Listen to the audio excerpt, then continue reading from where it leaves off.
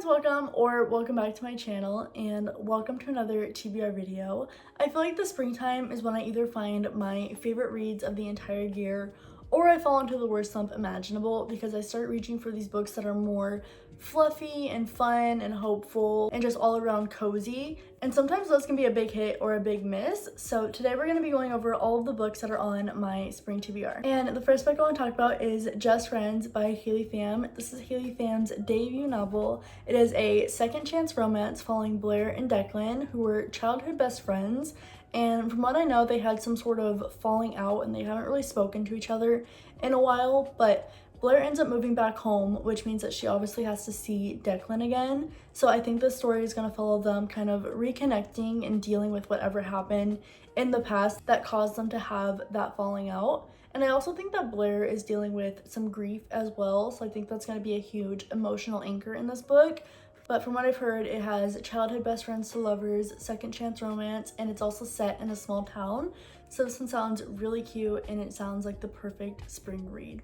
And then the next book on my spring TBR is Emily Wilde's Encyclopedia of Fairies. This one is following Emily Wilde, who is a socially awkward Cambridge professor, and she's traveling to this village in order to do research on fairies because she's trying to create like the first encyclopedia of the fae lore. So from what I've heard, this one has academic rivals, cozy folklore vibes, and a mysterious fae world. So this one honestly sounds very cozy. I'm honestly expecting this one to be very whimsical and fun, and honestly nothing screams spring to me more than fairies and like this cover.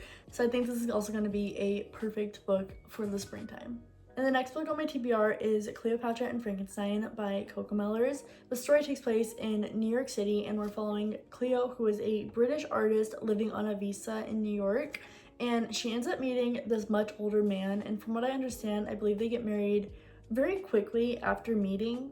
And I think this book kind of just explores what really happens and goes down once the whirlwind of their romance kind of dies down. And I think we also get some details about the side characters and like the people in their lives. So I'm expecting this one to be very messy, very character driven, and honestly just like an exploration of relationships and adulthood. So very excited for this one. I feel like this one again is right up my alley. The next book on my TBR is Beautiful World, Where Are You by Sally Rooney. This is a story that follows two best friends, Alice and Aline, as they kind of both are going through complicated phases in their lives. Alice is a novelist who ends up moving to a small town and meets this man named Felix. And then Aline is struggling to get over a breakup, and I think she starts like reconnecting with a childhood friend. I've also heard that the story is told a lot through emails between these two best friends because they're not in the same place, so they're just communicating through emails. And they're mostly just talking about love and life. And the way that Sally Rooney writes, like, she could be talking about the most mundane thing, and I find it so beautiful. I think this one is going to be very introspective, very thought-provoking, and character-driven, but I'm also really hoping that it does a good job at representing female friendships because that is something that I find so beautiful, and I feel like with the way that Sally Rooney writes, I feel like she's going to do that in a beautiful way. So that is Beautiful World, Where Are You by Sally Rooney. And the next book on my spring TBR is Writers and Lovers by Lily King. This is a story that follows Casey Peabody, who's in her 30s, and she's honestly just feeling really stuck in life. She's grieving the loss of her mother, working as a waitress, in a lot of debt, and then I think she's also trying to finish this book that she's been writing for years. And then I think I've also heard that there's a bit of a love triangle in this book, so I think it's going to be a good balance between fiction and romance. But either way, I think this one is going to be very reflective, and I feel like it's going to be a lot about like creativity and kind of figuring out who you are and what you want out of life. So super excited for that one, and I've heard really good things about this one as well. And then the next one is When in Rome by Sarah Adams. I would love to read this entire series. I know the fourth book in this series just came out. I think it's called In Your Dreams. But this one is a small town romance following Amelia Rose, who is a pop star that just wants a break from the fame and the drama. So she ends up heading towards Rome, Kentucky, but her car ends up breaking down in front of this house of a grumpy pie shop owner named Noah Walker. And all I really know is that she ends up getting stuck in this small town for a while, and Noah is like the last person who wants the attention that comes with having a celebrity in his town. So it sounds like this one has grumpy sunshine, forced proximity, and small town romance, which honestly, again, right up my alley. I've also heard really good things about this book and about this series, so I'm expecting this one to be super cute and fluffy and really fun. And the next one is Picking Daisies on Sundays. First of all, look at that cover and tell me that that is not the most perfect spring book. But this one follows Daisy, who I believe is trying to rebuild her life after some sort of emotional situation. I don't remember if it was like a breakup or whatnot, but she's trying to rebuild her life after something happened, and she ends up meeting this man named Julian, who is also going through some trauma of his own. So from what I've heard, they're both kind of dealing with their own past personal issues, and the story really focuses on them healing and slowly finding comfort in each other, which honestly just sounds really beautiful. I've heard that this one is very emotional and very soft, so I'm really expecting like a soft, slow burn, healing romance from this one. Also, just that cover is so gorgeous. And then the next one is Never by Jessa Hastings. This is actually a Peter Pan retelling, which immediately caught my attention.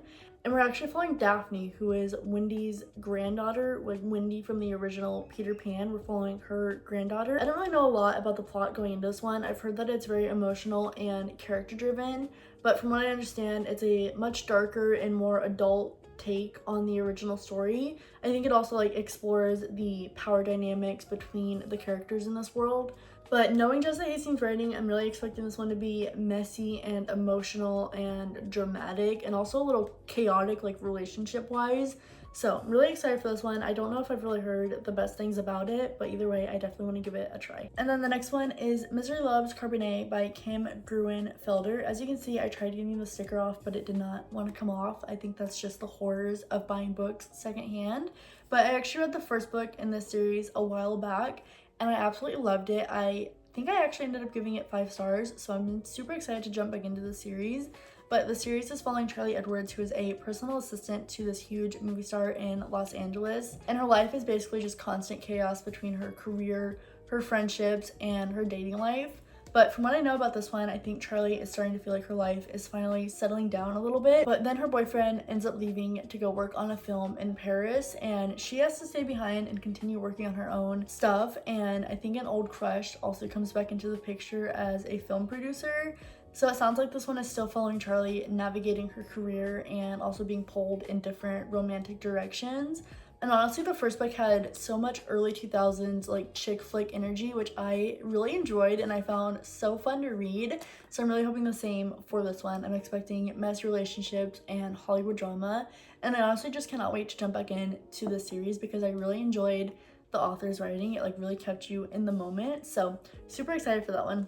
And then I have Tress of the Emerald Sea by Brandon Sanderson. This is honestly a book that has been on my monthly TBR several times, and I just never got around to it, but I feel like spring is actually the perfect time to read this book because it is a fantasy that follows Tress, who lives on this small island, and she really just keeps to herself and minds her own business most of the time. But then her friend Charlie gets taken and she decides to leave the island and kind of go after him and go looking for him. But I've heard that this world is very unique and very magical. I think I also that the water is like magical spores instead of just like regular ocean water. I'm not too sure, but from what I've heard, this one is like a big whimsical adventure with pirates and magic and hopefully a little bit of romance. But either way, I feel like spring is going to be the perfect time to read this book. And then I have Agnes Albert's Magical Cat Shelter. This is a story that follows Agnes Albert, who runs this magical cat shelter, and from what I understand, it's not for like normal cats, it's more for like magical cats and they're humans so that they can come in and find a place of safety and healing. And I think this story actually follows a lot of different people as they come into the shelter, and we see how Agnes is going to help them overcome whatever it is that they're going through.